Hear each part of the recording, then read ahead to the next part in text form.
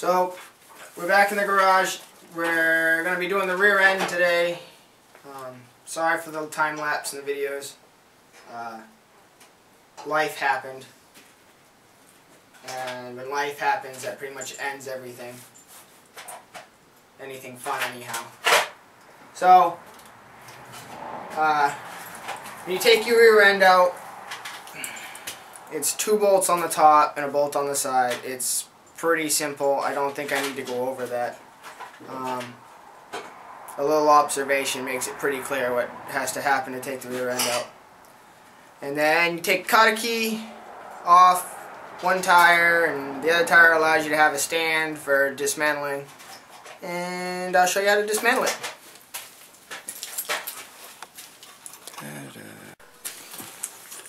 Okay, so once you get the wheel off, see the wheel's off, there's the spindle. You can stand it up just like this. This allows you, don't take the other wheel off yet, this allows you to like manipulate things, okay? Then the first thing you're going to do is you take your shifter off. So there's the shifter, just like that. And then you're going to take this linkage off. The rest of your shifter linkage, which is just 1 bolt. Pretty simple. So off that comes. There's a whole bunch of washers on here. I highly recommend that you put this back on here, just because that's what that bolt was made for. Then you can spin your whole thing around here. Let's see if I can get it in the camera. This is the front support bracket. That's going to come off. So we get a trusty wrench.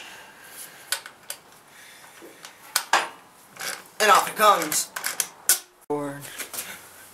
So there you go, that's off. Don't lose this bolt because it's part of the frame, the housing.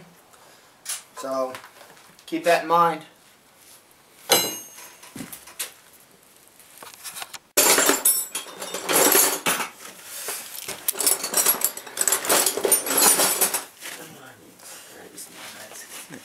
So here we are, little snap ring. If you had snap ring pliers, it come off really easy. But I don't, so I cheated, and you're not going to see it. Off comes the pulley. The shaft looks like it's in really good shape.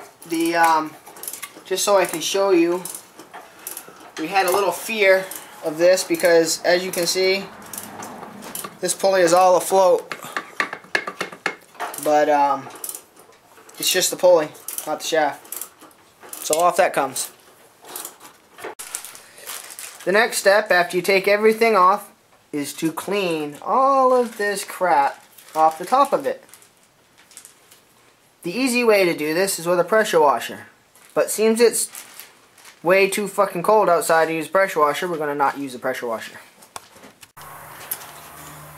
Alright, so I took the other tire off, which is pretty self-explanatory. It's just a clevis pin. Pull the clevis pin, the tire slides off. Or it should. If it doesn't, get a big hammer. The next thing I'm going to do is take the brake assembly off. It's not necessary, but I figured it, why not? So that slides off there. This is pretty neat. It's a drum brake, and it's adjustable. And it's got its own little lock there, so it can't come undone. I don't know if you can see that. That's pretty cool. Now, I'm going to take all the bolts off.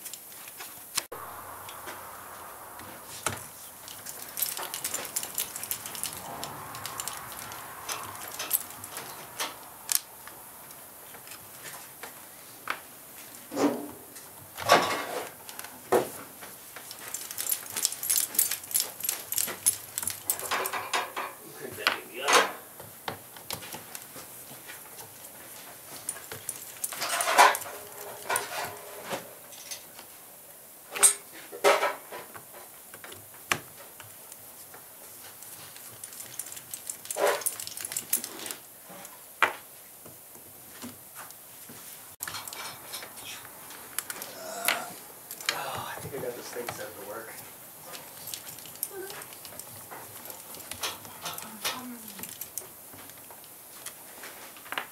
Ta-da!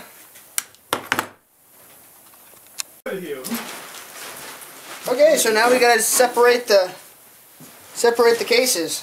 So here we go.